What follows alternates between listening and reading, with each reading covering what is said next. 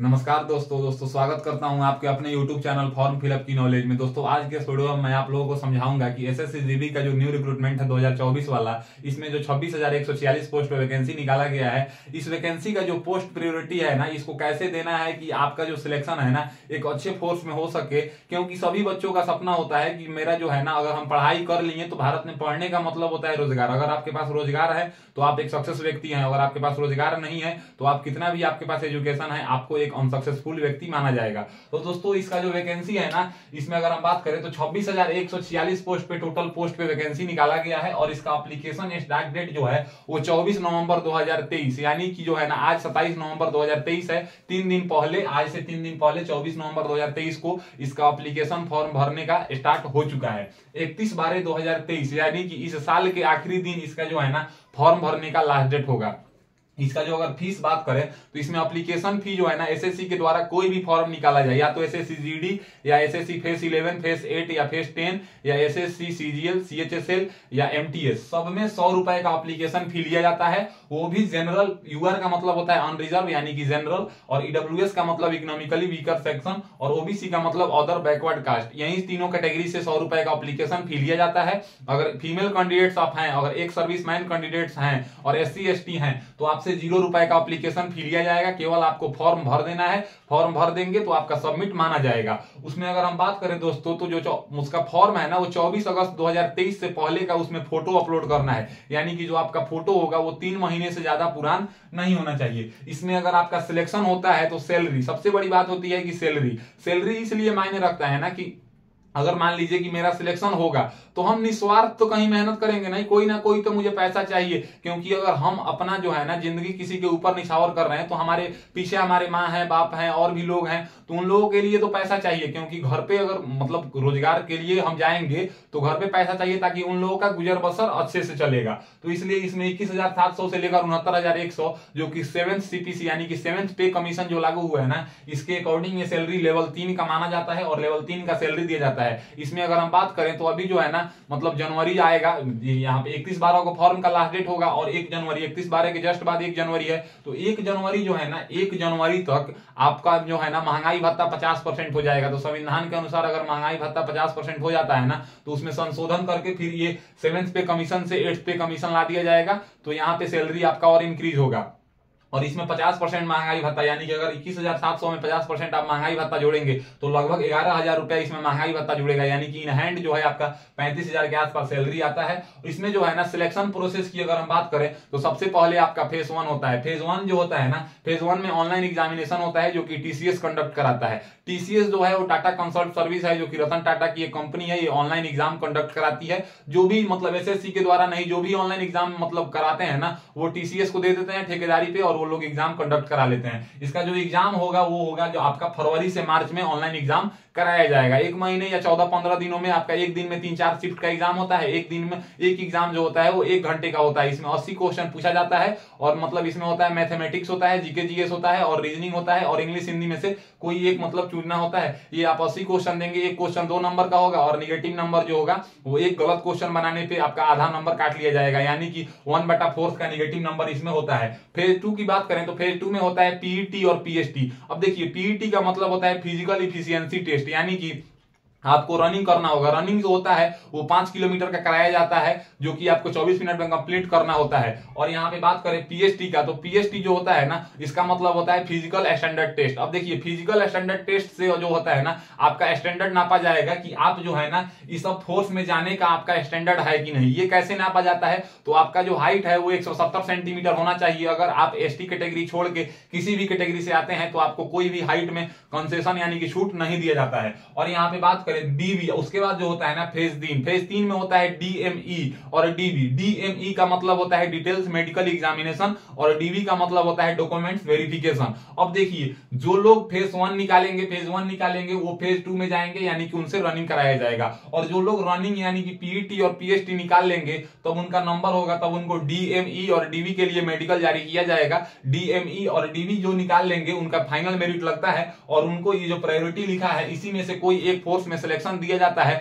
और ये सिलेक्शन के बाद उनको 21,700 से लेकर 69,100 तक की सैलरी दी जाती है। अब जो बात है ना मान लीजिए कि इसमें से आपका किसी एक पोस्ट में सिलेक्शन हो गया और आपका नंबर जो है वो एसएसएफ के लायक है और आपका सिलेक्शन जो हुआ वो आपकी गलती के चलते बीएसएफ में हो जाता है ना, तो यही जो है ना ये गलती किस तरह से आप भरेंगे। मान लीजिए कि इसमें जो फॉर्म है ना, ये फॉर्म भरने का 18 से 23 साल ये दिया जाता है और वो भी 10th पास पे। तो 10th पास कैंडिडेट्स को है ना बहुत सारी जानकारियां नहीं होती है, क्योंकि हम फैमिली मैटर को लेकर और सी बातों को लेकर हम इतने घिर चुके हैं ना, सभी कैंडिडेट्स का बात बता रहा हूं कि उनको और सब बात याद ही नहीं रहता है। तो यहाँ पे जो है ना देखिए, अगर हम बात करें तो सबसे पहले इसमें चाहिए कि इसका जो सिलेक्शन प्रोसेस होता है, जैसे सभी लोगों को पता है कि जो हिंदी भाषी स्टेट है यानी कि राजस्थान हो गए, मध्य प्रदेश हो गए, हरियाणा हो गए, बिहार हो गए, उत्तर प्रदेश हो गए, दिल्ली हो गए, उत्तराखंड हो गए, तो इन सब स्टेट का कट ऑफ ज्यादा जाता है और इधर जो है ना पढ़ने के लिए सुविधाएं ज्यादा है, बहुत सारी एजुकेशन का हब बन चुका है और गवर्नमेंट जॉब की लेकर इधर थोड़ा ज्यादा ही होड़ होता है हिंदी भाषी स्टेट में। तो देखिए हिंदी भाषी स्टेट को अगर मतलब बिठा दिया जाए एक नॉर्थ ईस्ट जो 7 सिस्टर स्टेट्स के बच्चे हैं उनके साथ, तो वो लोग पीछे छूट जाएंगे, क्योंकि उन लोगों के पास सुविधाएं की कमी है, तो जिसके चलते वो लोगों का प्रिपरेशन उस तरह का नहीं होता है। तो इसमें जो वैकेंसी दिया जाता है ना, वो वैकेंसी स्टेट वाइज दिया जाता है, स्टेट वाइज वैकेंसी का नोटिफिकेशन अभी नहीं आया है। तो इसमें जो देखिए, अब मान लीजिए कि हम और एक मतलब ऐसा जगह का बच्चा है जहां पे उनको सुविधा कम है, तो वो लोग स्वाभाविक सी बात है कि हमसे वो थोड़े पीछे हैं, तो इसलिए इसका स्टेट वाइज वैकेंसी आता है। अब स्टेट वाइज वैकेंसी में भी ना कि आपके स्टेट में कौन से फोर्स में वैकेंसी रहता है ये बहुत मायने रहता है। जैसे कि बीएसएफ जो है ना, बीएसएफ का ड्यूटी होता है बॉर्डर सिक्योरिटी फोर्स। अब देखिए बॉर्डर सिक्योरिटी फोर्स का काम ये होता है कि जहां पे भारत की सीमा पाकिस्तान और बांग्लादेश से लगती है वहां पे जो है ना बीएसएफ उनकी सुरक्षा करेंगे। सीआईएसएफ यानी कि सेंट्रल इंडस्ट्रियल सिक्योरिटी फोर्स। अब देखिए केंद्रीय औद्योगिक सुरक्षा बल का जो काम होता है, ये जैसे भारत के जो मतलब अनोखा नवरत्न हो गए या जो भी मतलब मेट्रो स्टेशन हो गए, एयरपोर्ट हो गए, वो सीआईएसएफ देखते हैं, या मतलब स्टील फैक्ट्री हो गई, ये सब जगह पे सीआईएसएफ देखते हैं। सीआरपीएफ यानी कि सेंट्रल रिजर्व पुलिस फोर्स, एक ऐसा पुलिस जो केंद्र के पास रिजर्व रहे उसको हम सीआरपीएफ बोलते हैं, जहां पे वो सीआरपीएफ जॉब चाहेगी ना तब उनको वहां पे वो जॉब लगाएगी। उसके बाद आता है एसएसबी। अब एसएसबी का मतलब होता है सशस्त्र सीमा बल। ये नाम ही से लगता है कि ये मतलब जो एसएसबी हो है ये जो है ना मतलब जो है ना नेपाल बॉर्डर और भूटान बॉर्डर पे ये भारत की रक्षा करती है। आईटीबीपी यानी कि इंडो तिब्बतन बॉर्डर पुलिस, इसका जो काम है ये चाइना बॉर्डर पे रखवाली करती है। उसके बाद एफ यानी कि असम राइफल्स। असम राइफल्स का जो मेनली ड्यूटी है वो 7 सिस्टर स्टेट्स है ना, उन्हीं में असम राइफल्स का ड्यूटी है। अब देखिए 7 सिस्टर स्टेट्स में जो होता है अरुणाचल प्रदेश, मेघालय, मणिपुर, मिजोरम, असम, नागालैंड, ये सब में असम राइफल्स का ड्यूटी होता है। एच है एसएसएफ। एसएसएफ का जो मेनली ड्यूटी होता है वो आपको दिल्ली में ही दिया जाता है। ये ड्यूटी सबसे बढ़िया माना जाता है क्योंकि इसमें वैकेंसी भी कम निकालता है। यहाँ पे अगर हम बात करें एसएसएफ में केवल 296 वैकेंसी ही है। अब देखिए 296 वैकेंसी है तो स्वाभाविक सी बात है इसकी मेरिट जो है वो ऑल ओवर इंडिया की लगती है। तो आपको जो फॉर्म भरना है ना, वो फॉर्म भरने में प्रायोरिटी जो देना है वो इस तरह से देखिए, यहाँ पे नोटिफिकेशन के द्वारा बताया गया है कि बीएसएफ को ए बोला गया है, इसका मतलब प्रायोरिटी है, इसका कोड है। सीआईएसएफ को बी बोला गया है, सीआरपीएफ को सी बोला गया है, एसएसबी को डी बोला गया है, आईटीबीपी को ई बोला गया है और असम राइफल्स को एफ बोला गया है और एसएसएफ को एच बोला गया है। जी वाली फोर्स इसमें नहीं है। यही कुल 7 फोर्स में इस बार जो है ना वैकेंसी निकाला गया है। अब यहाँ पे बात करें तो आपको कैसे देना है। मान लीजिए कि आपका नंबर कितना भी आता है, आप पढ़ने में कैसे भी हैं, उससे कोई मतलब नहीं है। अगर जो है ना, अगर आप कट ऑफ को पार करेंगे, जैसे मान लीजिए कि 80 नंबर कट ऑफ गया और आपका 81 नंबर है, यानी कि आपको कोई ना कोई फोर्स मिलेगा। अब जैसे देखिए सबका मेरिट अलग अलग लगता है क्योंकि सबका ड्यूटी अलग अलग है। अगर सभी बच्चे भारत के चाहेंगे कि हम एसएसएफ में ही ड्यूटी करें तो सबको तो एसएसएफ दिया नहीं जाएगा, क्योंकि एसएसएफ की वैकेंसी है 296 और वैकेंसी में बच्चे अप्लाई करते हैं 30 लाख, 35 लाख, 40 लाख। तो उन लोगों का इसलिए एग्जाम कंडक्ट कराया जाता है और सब चीजों का कट ऑफ अलग अलग बनाया जाता है और एक मिनिमम कट ऑफ बनाया जाता है। वो मिनिमम कट ऑफ जो होता है वो आपके स्टेट और आपके कैटेगरी में फिजिकल का होता है। वो आप फिजिकल में जब जाएंगे, फिजिकल निकाल के उसके बाद जो डीएमई यानी कि डिटेल्स मेडिकल एग्जामिनेशन का कट ऑफ बनेगा, वो अगर आप निकालेंगे तब एक फाइनल मेरिट बनता है, उसमें पोस्ट वाइज बताया जाता है। तो देखिए जब आपको फॉर्म भरना है ना, तो फॉर्म भरने में आपको क्या करना है ना कि आपका तैयारी कैसे भी है उससे कोई मतलब नहीं है। आपको सबसे पहले यानी कि 1 नंबर में आपको एसएसएफ देना है, यानी कि एच फिल करना है कोड, और दूसरे नंबर में आपको सीआईएसएफ फिल करना है।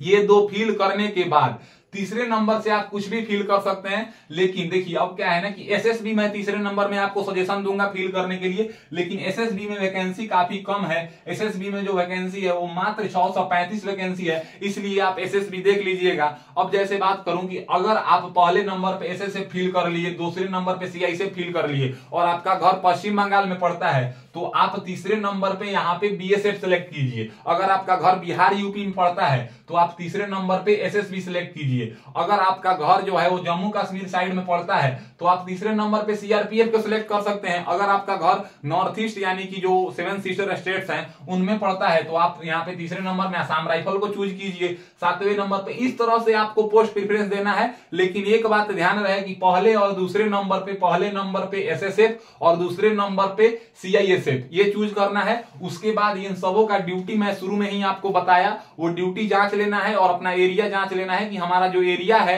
वो इस ड्यूटी से कितना दूर है, हमको कितना दूर ड्यूटी करने को मिल सकता है। अब जैसे मान लीजिए कि मैं अगर आसाम राइफल्स फील करता हूं और मेरा घर जो है वो एक बिहार में पड़ता है या उत्तर प्रदेश में पड़ता है, तो हमको नॉर्थ ईस्ट में ड्यूटी करने के लिए जाना होगा। वो बात अलग है कि आसाम राइफल्स को 50% मिनिस्ट्री ऑफ डिफेंस और 50% ministry of home affairs manage करते हैं। यानी कि अगर आप इसमें ड्यूटी करेंगे तो आप एक इंडियन आर्मी जैसा फील करेंगे। तो ये देख लीजिएगा कि आप अपने मुताबिक देख लीजिए, पहले नंबर और दूसरे नंबर को छोड़ के, यहाँ पे ये दोनों को छोड़ के आप देख लीजिए कि आपका स्टेट और आपका कैटेगरी या जो भी आपको देखना है अपना एरिया, ये जांचने के बाद ही आप ये जो है ना सिलेक्शन प्रोसेस में मतलब पोस्ट डालेंगे। और अगर हम बात करें तो इसका जो 18 से 23 एज क्राइटेरिया रखा गया है ना, अब बात आता है कि मेरा 18 से 23 हुआ है कि नहीं हुआ है। ये भी नोटिफिकेशन में बात लिखा है कि आपका जो एज है वो भरने के लायक है कि नहीं है। तो देखिए यहाँ पे बोला गया है कि अगर आपका जो जन्म तिथि है वो 2 जनवरी 2001 से लेकर 1 जनवरी 2006 के बीच में है तो आप इस फॉर्म के लिए एलिजिबल हैं। अगर मान लीजिए कि आप ओबीसी यानी कि अदर बैकवर्ड कास्ट हैं, एससी यानी कि शेड्यूल कास्ट, एसटी यानी कि शेड्यूल ट्रिब्स हैं, तो आपको 5 साल का रिलैक्सेशन मिलेगा। एससी एसटी में 3 साल का रिलैक्सेशन मिलेगा। ओबीसी में ये अपर एज में मिलता है, लोअर एज में ये नहीं मिलता है। लोअर मिनिमम आपका 18 साल होना ही चाहिए। उसके बाद बात करें तो जो स्टेट वाइज वैकेंसी आता है तो हर आदमी का अलग अलग कैटेगरी है, हर आदमी का अलग अलग उस कास्ट है। मतलब जो है ना, कोई ईडब्ल्यूएस से भरता है, कोई एससी से भरता है, कोई एसटी से भरता है। तो ओबीसी एससी एसटी वाले का कास्ट सर्टिफिकेट चाहिए। कास्ट सर्टिफिकेट जो चाहिए वो सेंट्रल लेवल का चाहिए, यानी कि स्टेट लेवल का नहीं चलेगा। इसमें ये जो भी फोर्स हैं ये सब मिनिस्ट्री ऑफ होम अफेयर्स के अंदर आते हैं। एक आसाम राइफल्स को मात्र 50% मिनिस्ट्री ऑफ डिफेंस मैनेज करता है। उसके बाद जो है ना गृह मंत्री के सभी फोर्स आते हैं। तो ये जो है सेंट्रल गवर्नमेंट का जॉब है। तो आपको कास्ट सर्टिफिकेट चाहिए, वो सेंट्रल गवर्नमेंट का चाहिए। डोमिसाइल सर्टिफिकेट अपने स्टेट का चाहिए। ईडब्ल्यूएस सर्टिफिकेट जो है वो सेंट्रल लेवल का नहीं बनता है, तो वो आपको अपने स्टेट से बनवा लेना है। लेकिन जो भी आपका ये तीनों सर्टिफिकेट लिखा है ये साफ साफ यहाँ पे आपको बताया दिया है हमने कि ये बिफोर यानी कि जो है ना 31/12/2023 से पहले का चाहिए। और यहाँ पे आप देखिए, और वैकेंसी की बात करें तो वैकेंसी बढ़ेगा कि नहीं बढ़ेगा इसका कोई अनुमान नहीं लगा सकते हैं, क्योंकि नोटिफिकेशन में ये बात लिखा होता है कि जो है ना कभी भी हम इसमें कोई भी चेंज ला सकते हैं, ये पूर्ण अधिकार एसएससी को है। तो यहाँ पे देखिए बीएसएफ में मेल में 5211 वैकेंसी है, सीआईएसएफ में मेल में 9913 वैकेंसी है, सीआरपीएफ में मेल के लिए 3266 वैकेंसी है, एसएसबी में 593 वैकेंसी है, आईटीबीपी में 2694 वैकेंसी है, आसाम राइफल में 1448 वैकेंसी है, एसएसएफ में 222 वैकेंसी है। ये जो वैकेंसी है ये मेल के लिए है, यानी कि पुरुष के लिए है 23,347। फीमेल के लिए बीएसएफ में यहाँ पे 963 वैकेंसी है, सीआईएसएफ में 1112 वैकेंसी है, सीआरपीएफ में 71 वैकेंसी है, एसएसबी में 593 वैकेंसी है, यहाँ एसएसबी में 42 वैकेंसी है, आईटीबीपी में 42 वैकेंसी है, आसाम राइफल्स में यहाँ पे 42 वैकेंसी है। उसके बाद एसएसएफ में जो है ना वो 74 वैकेंसी है। टोटल 2799 वैकेंसी है। और ग्रैंड टोटल आप देखिएगा तो 26,146 वैकेंसी है। ये जो वैकेंसी है ना यहाँ पे मेल और फीमेल आज बताया है। बोर्ड का जो है ना साइज थोड़ा छोटा है, इसलिए हम कैटेगरी वाइज वैकेंसी को नहीं लिख पाए हैं, नहीं तो हम आपको कैटेगरी वाइज वैकेंसी भी लिख के बता देते हैं कि किस कैटेगरी में कितनी वैकेंसी है। तो आप लोग इन सब चीजों को ध्यान में रख के और प्रायोरिटी सिलेक्ट कीजिएगा। लेकिन मैं आपको बार बार बोल रहा हूं कि पहले नंबर पे एसएसएफ और दूसरे नंबर पे सीआईएसएफ को ही सिलेक्ट कीजिएगा। तो SSC constable GD new recruitment 2024 का लगभग पोस्ट प्रेफरेंस का आपका डाउट खत्म हो गया होगा। अगर कोई और डाउट है तो आप लोग मेरे वीडियो को कमेंट कीजिएगा, मैं उस कमेंट का रिप्लाई दूंगा और आपके डाउट को जो है ना सॉल्यूशन करूंगा। और आपके डाउट से हो सकता है कि मुझे भी कुछ जानकारी मिल जाए जो जानकारी मुझे नहीं हो। अगर वीडियो अच्छा लगे तो वीडियो को लाइक कीजिए एंड ऐसे ही इंफॉर्मेटिव वीडियो के लिए मेरे चैनल को सब्सक्राइब कीजिए। आज के लिए बस इतना ही, मैं आपसे विदा लेना चाहूंगा। तब तक आप लोग देखते रहिए मेरा यूट्यूब चैनल फॉर्म फिलअप की नॉलेज। जय हिंद, जय भारत।